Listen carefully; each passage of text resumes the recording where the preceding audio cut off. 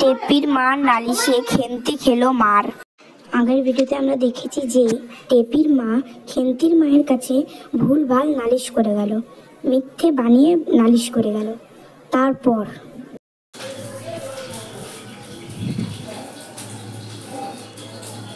হারামজাদি পড়তে না গিয়ে টই টই করা, দাঁড়া একবার ঘরে ঢুকুক আজকে ওর আজকে দেখাচ্ছি, ও টই টই আমি বের করছি।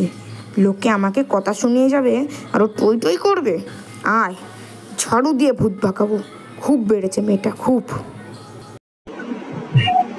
বাইরে কি গরম বাবা,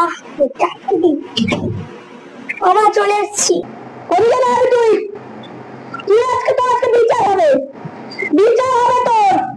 কেন মা, কি বিচার হবে গো? আমার তোমার কি হলো?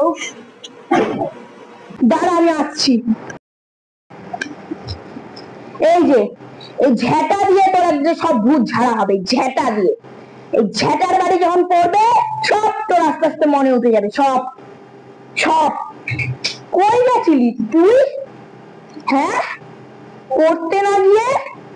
কেন মা, পড়তে না গিয়ে কই যাব? পড়তে গেছিলিস?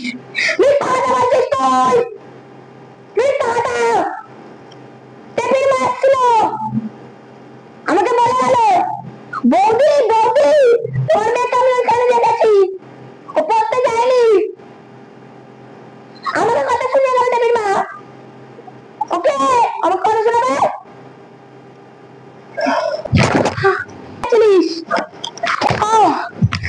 পড়তেই গেছিলাম গো। বারবার এক কথা বলবি না, খেলতে তুই পড়তে যাসনি।